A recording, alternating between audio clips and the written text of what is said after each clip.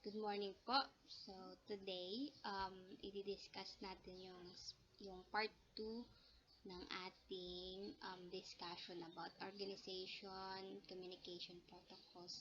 So, the second part is the organization communication or organizational communication. In this topic, we're going to discuss the different strategies or probably some strategies used by organization in terms of the way na kanilang communication and the sorts of mga traditional ways kung paano na yung flow ng information. So, the first na i-discuss natin dito is we have to define yung communication. Ang communication po is the vital component sa isang organization. Ang purpose niya is to update, inform all the employees regarding the policies, mga rules and regulations, or to inform the employees or all parts of organization, individuals, and all members from top to bottom in terms of preparing disasters, ensure safety throughout the organization, or to listen to the attitudes of employees. Ang effective communication ay integral or hindi na sobra na, um, nakakatulong siya in effective management. Para mas maging successful ang isang organization, kailangan meron tayong comprehensive strategies or policies regarding communication, hindi lang sa top management, ganun din po sa lahat ng parts or members of the organization. Meron tayong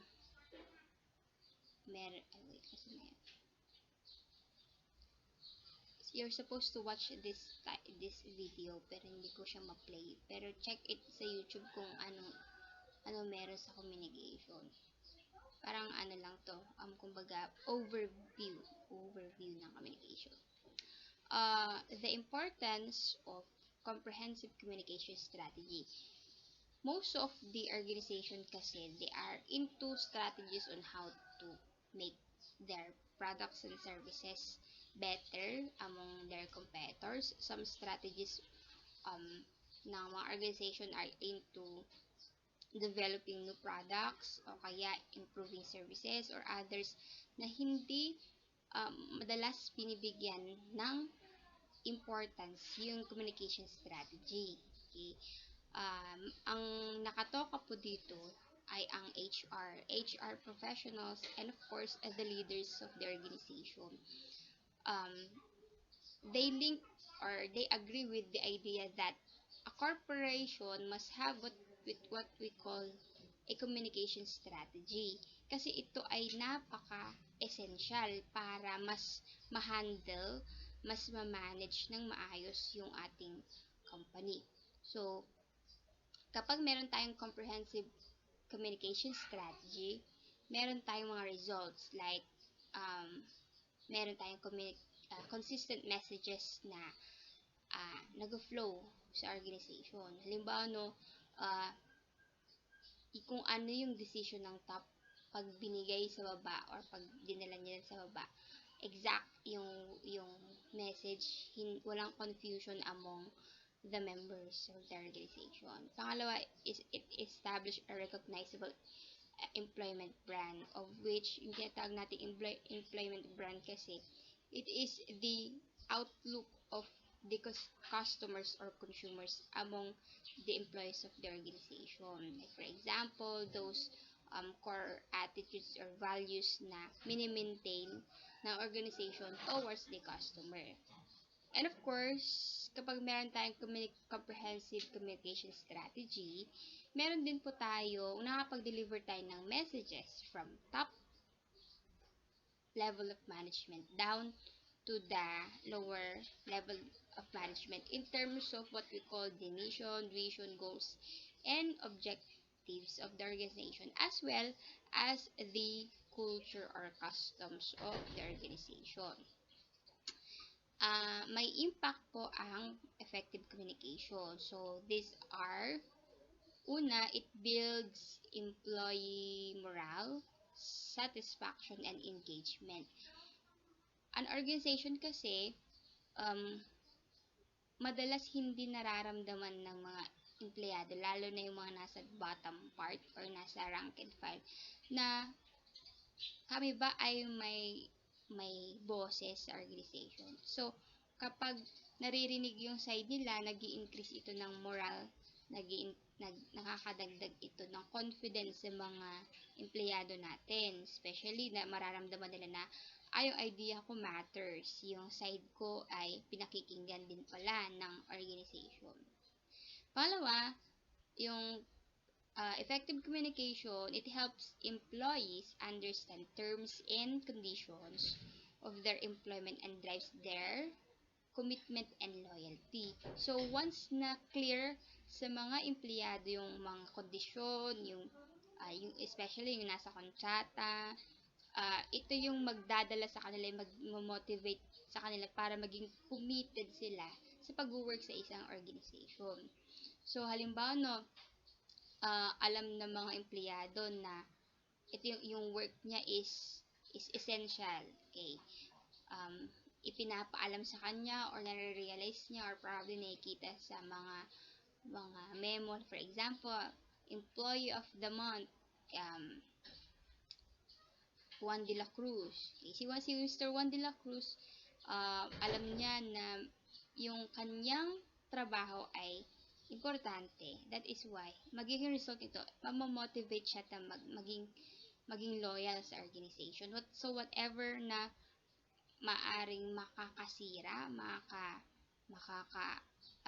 distract sa kanya sa pag-work, or makakagawa siya ng hindi, kasi hindi ito mangyayari kasi loyal siya or committed siya sa trabaho niya. Ang effective communication, it educates employees on the merits of remaining union free. Kung ang organization po ay in terms of merits for employees, so nag-i-increase sila ng when hindi kasi madalas ang organization ay katulad dito yung merit system. Okay? Madalas yung mga may merit system na organization, nakaangkla doon sa organizational goals. So, kapag may effective communication, nalalaman of course ng mga empleyado kung ano-ano yung mga actions nila related sa grant natin ng merit or demerit. It gives employees a voice. Yan. An increasing meaningful component of improving satisfaction with the employer. Improving employee satisfaction with their employer. So, dito, yung katulad na sinabi ko kanina, nagkakaroon ng boses, or pag sinasabi nagkakaroon ng boses, naririnig din ng employer o yung may-ari o top management kung ano yung ideas, yung suggestion, mga nararamdaman, mga naiisip ng mga nasa rank and file, ganun din ang lahat ng nasa organization. Okay? So, halimbawa, no, ikaw ay isang janitor. Your side or your insight about this company is that the management is not focusing on the cleanliness of the company. So, pag nalaman ito ng employer natin, okay, if magkakaroon sila ng mga programs developing or giving importance sa ating cleanliness organization. Okay.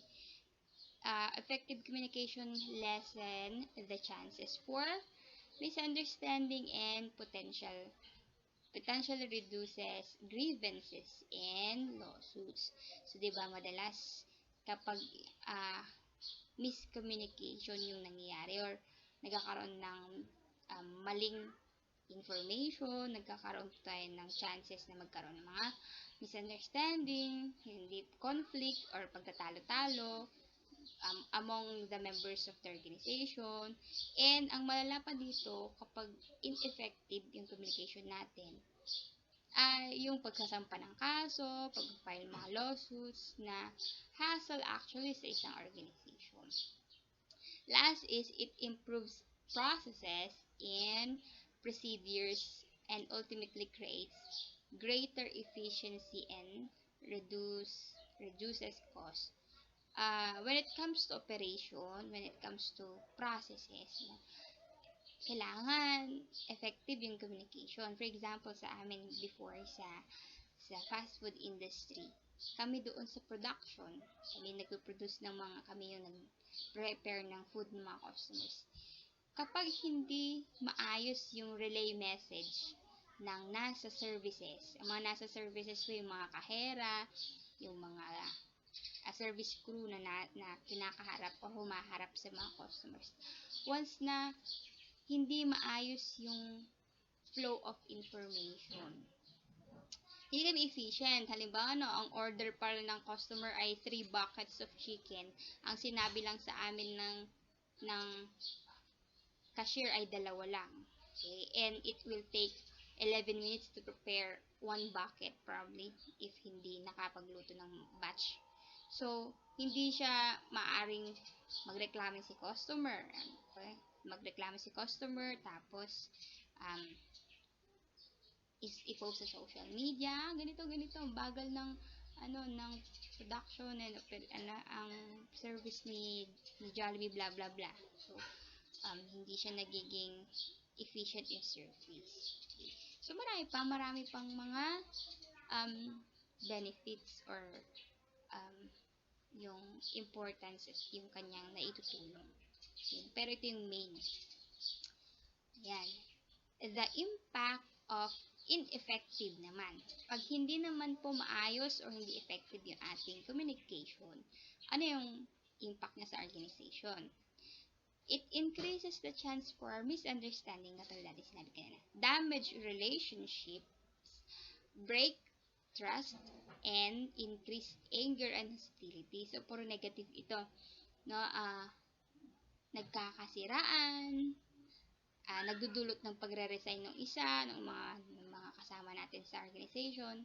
Halimbawa, nag-away kayo dahil nagchismisan, ganyan. Okay? O kaya, mali yung for information. Tapos, napagalitan ni boss kasi mali na receive yung information. Magdudulot yun ng pwedeng mag-resign na lang siya, o hindi ka na niya pagkatiwalaan. Yun. So, mga matitinding effect in terms of relationship. Kasi sa isang organization, sa HR po, napaka-importante employee-to-employee relationship o co-workers relationship. Kasi you will work in harmony once na maayos yung relasyon nyo. Okay?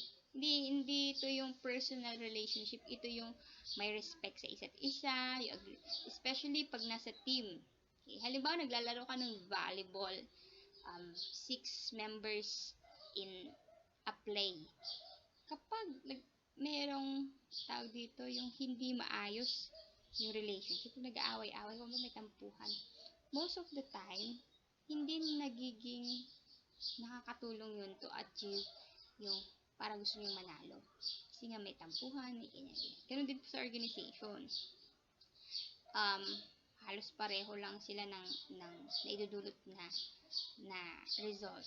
Hindi maganda. Ineffective communication may stem from poorly aligned strategy, a failure to execute the strategy, use of wrong communication vehicle, bad timing, and nuances such as word choice or tone of voice. Ayan, katulad ng mga Ilocano.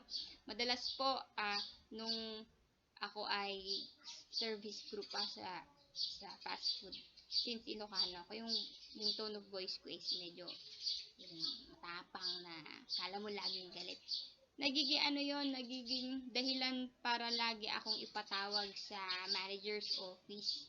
Lagi akong pinapatawag na, ikaw daw, ganito daw yung pananalita mo, di daw maayos, ikaw kausap. Mga ganun.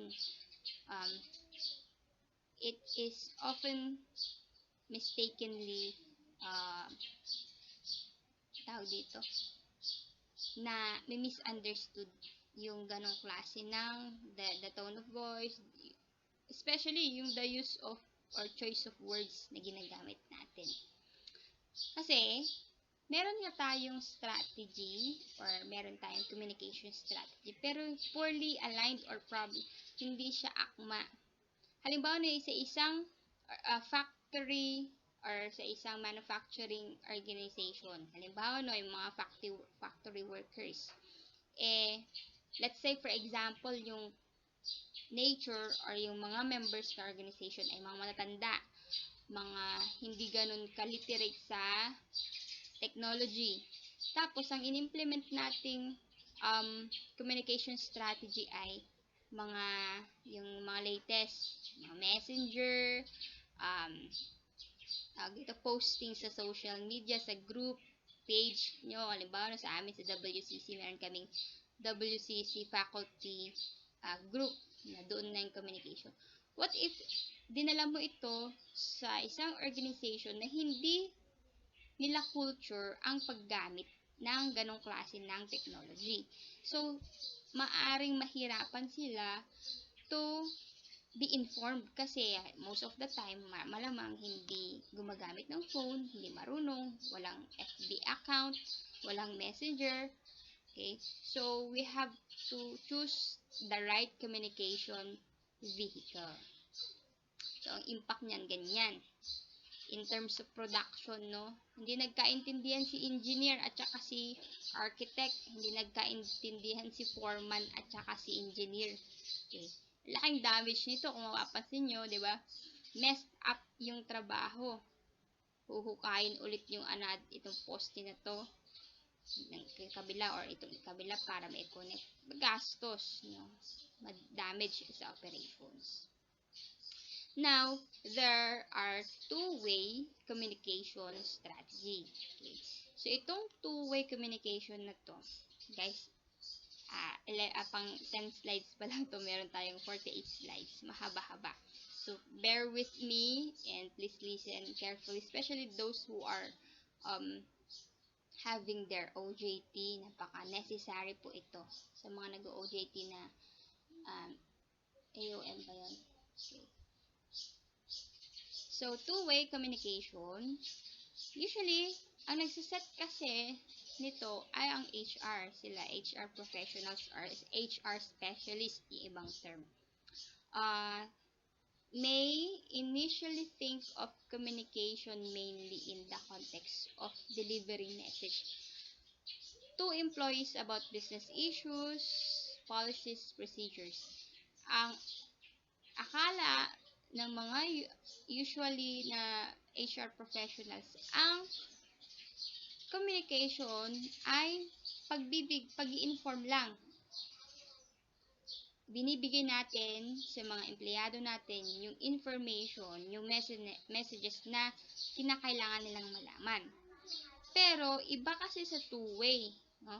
Ang two-way communication, yung messages na ibibigay natin or ihahayag natin sa mga empleyado, kailangan may balik, meron ding tawag dito, may kabig tsaka tulak. Hindi lang puro kabig. Meron ding malaman din natin kung ano ang side ng mga employees. So dito importante listening to the employees issue and concerns. It builds loyalty and drives improved productivity. Halimbawa, ang sabi ng management, ng top management, lahat kayo dapat skeletal So, yung mga nurses natin nahatiin. May Monday, Wednesday, may Thursday, may Friday, may Saturday. For example, ganun yung gusto yung nililay na message ng top management kay HR, si HR, yun yung ibibigay niya sa mga empleyado. Ngayon, what if meron palang mga ibang concern ang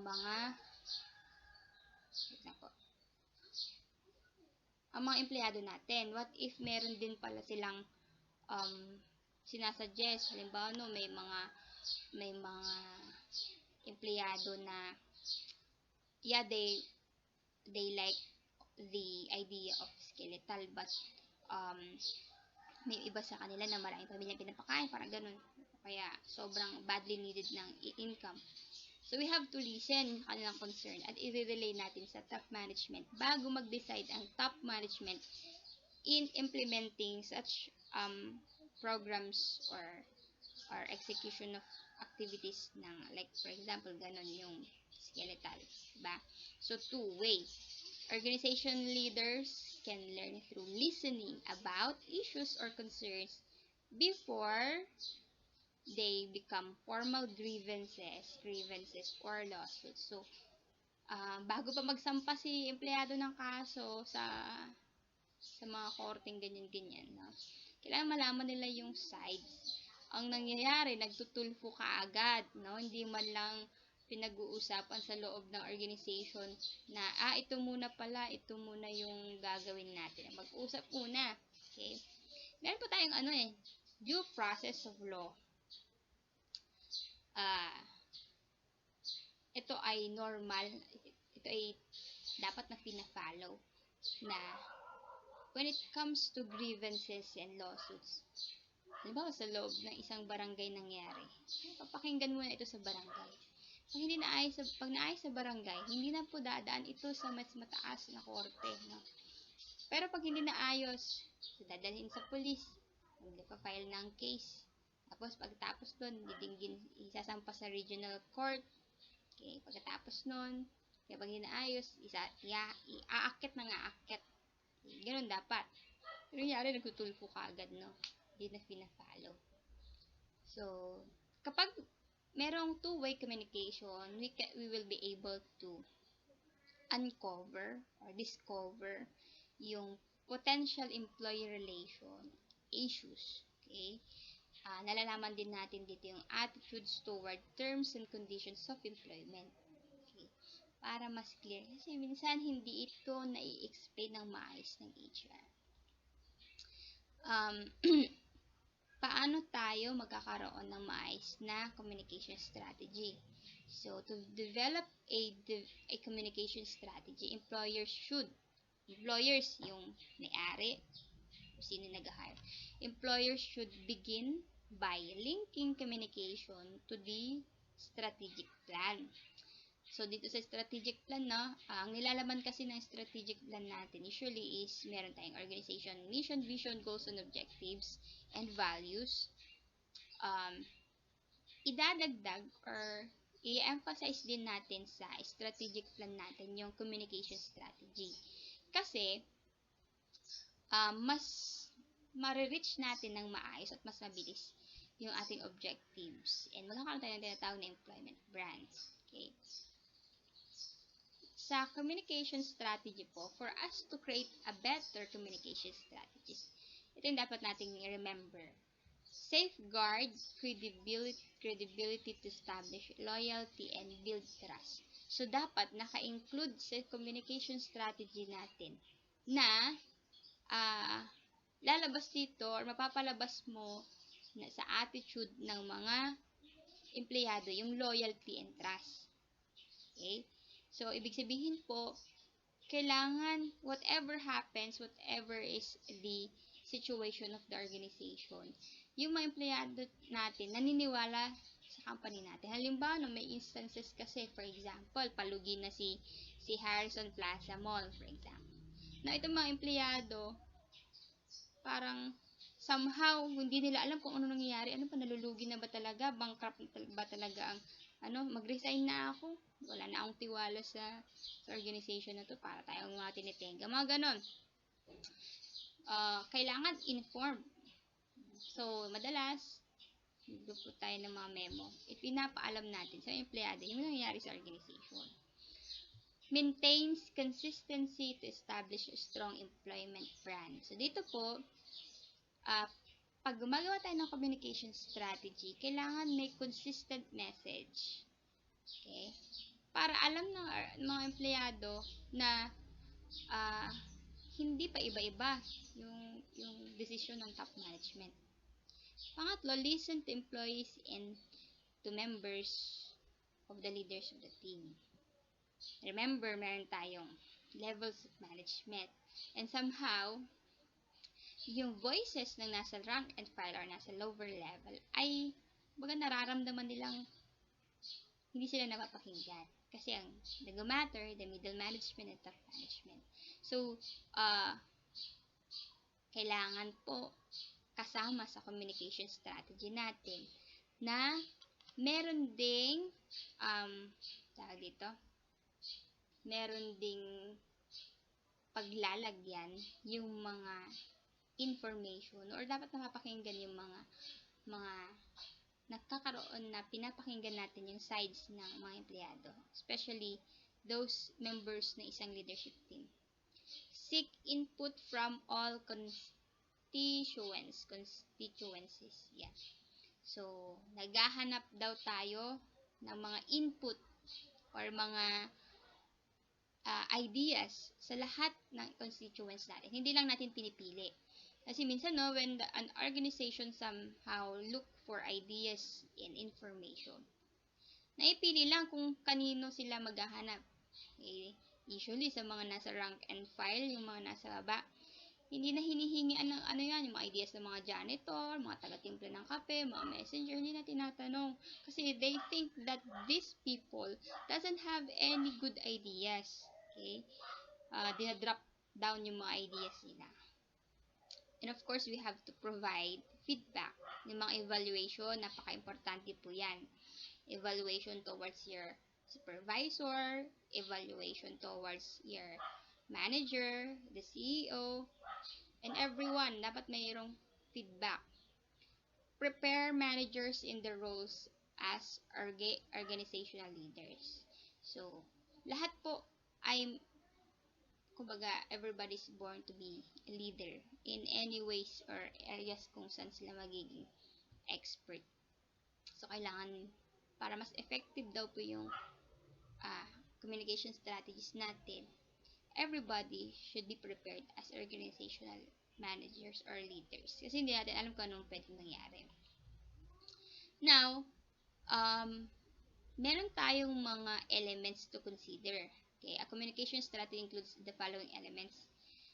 Necessary if you are the manager, if you become the leader of the group or the organization. Part nitong communication strategy natin ay ang mga elements such as highly effective strategies that are often top-down with senior management setting the tune for cascading series of messages.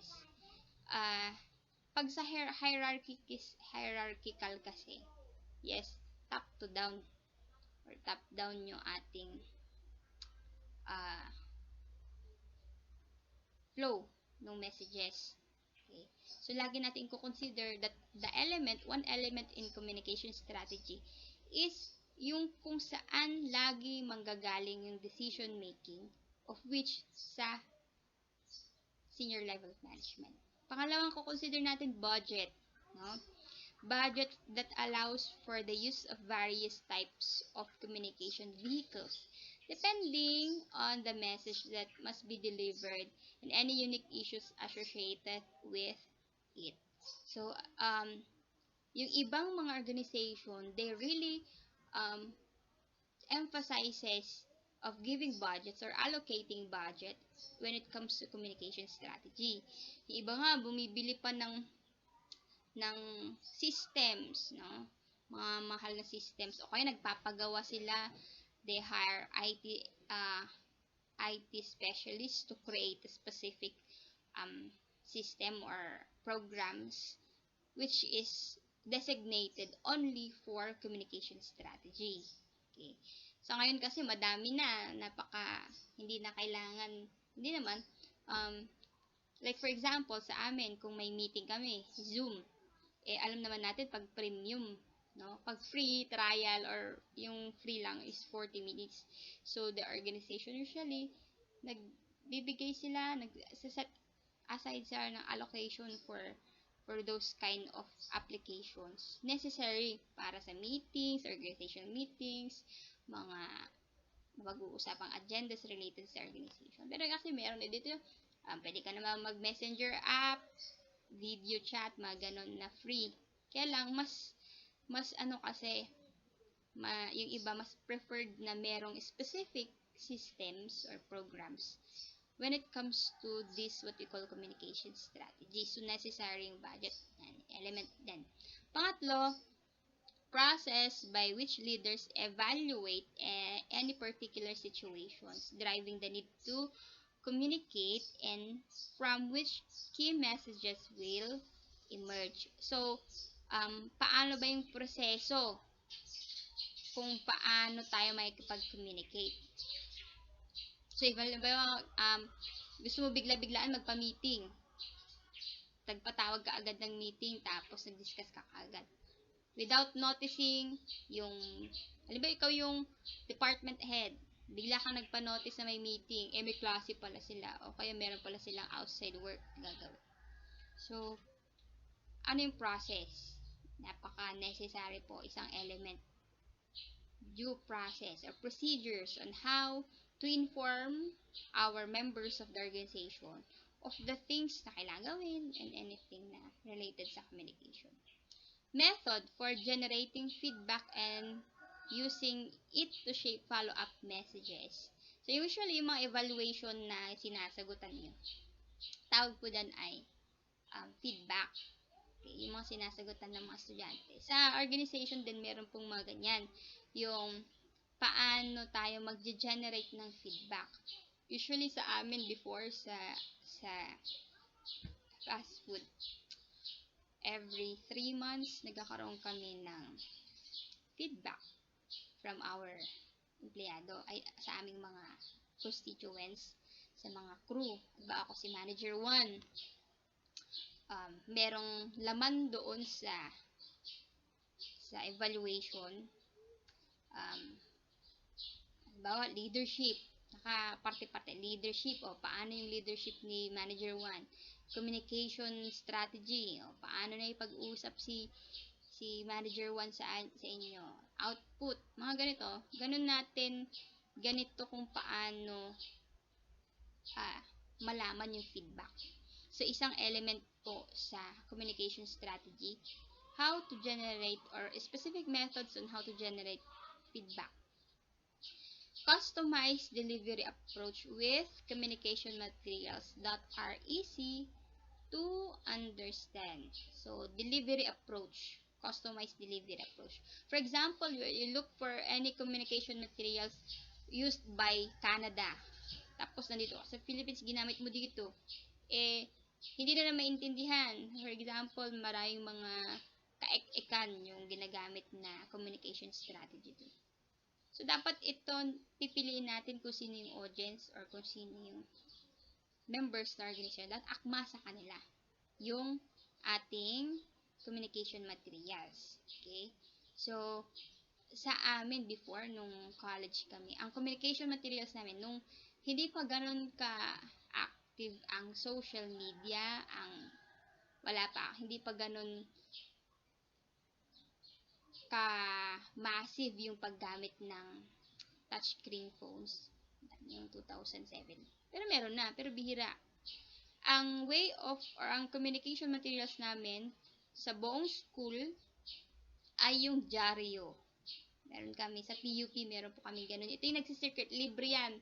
So, para malaman mo kung anong nangyari sa university itself, sa mga departments, kung may mga announcement tungkol sa suspension of classes, may mga announcement tungkol sa pagbaba or pagtaas ng tuition, kailan pwedeng mag-file ng candidacy kapag merong mga eleksyon, mga ganun. Ang communication materials na ginagamit at mas naiintindihan ng lahat noon nung kami sa PUP ay yung dyaryo talaga. So, sa ngayon, paano ang communication materials na ginagamit sa mga schools? Since everybody may phone, accessible ang website, ang pages sa Facebook, so ito yung communication materials nila. Okay?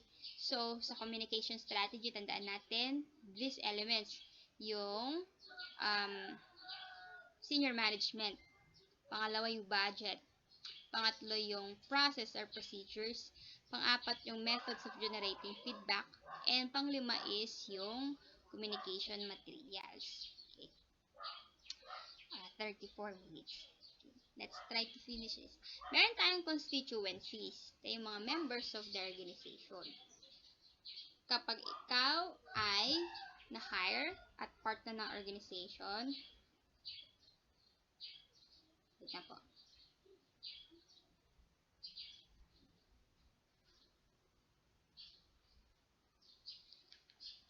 Pag ikaw ay part na ng organization, considered ka na constituent ng isang company. So, ano ang role ng mga constituents? Everyone in the organization has a role in communication. So, if you are a CEO, meron tayo dito CEO, HR professional, managers, and employees.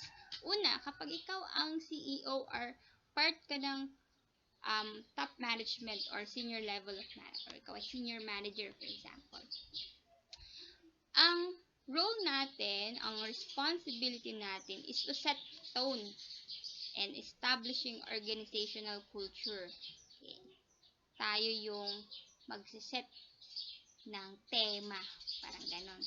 So, key leaders should be coached on their role in ensuring effective company-wide communication.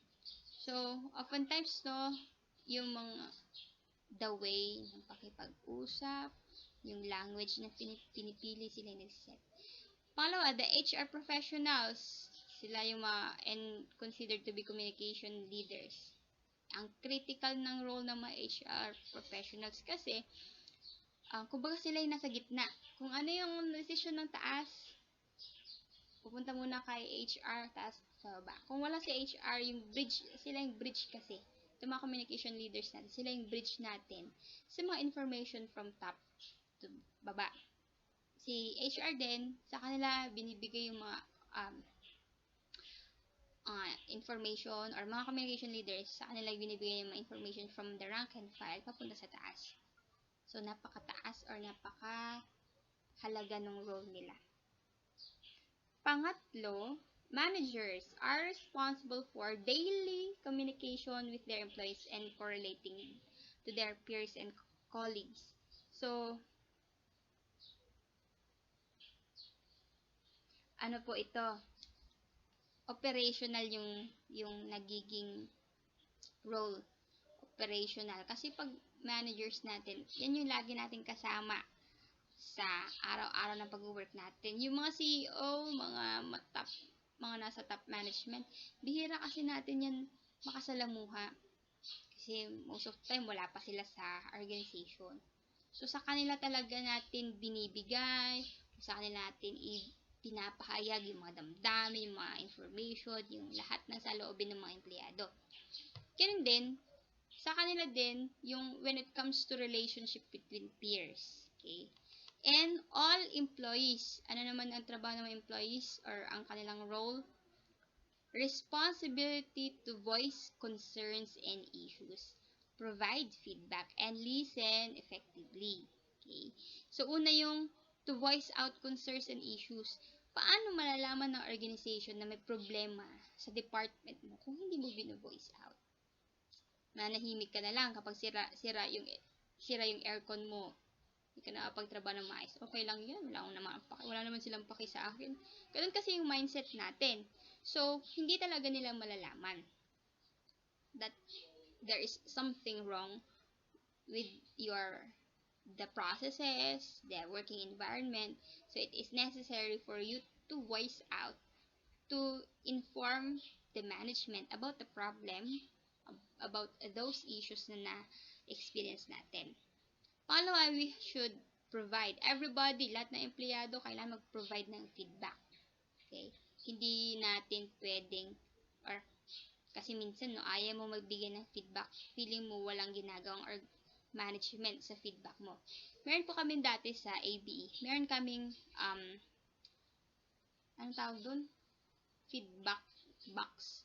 Basta doon namin, yung mga estudyante, araw-araw, yung box na yun, nilalagyan nila ng mga notes bago sila umuwi.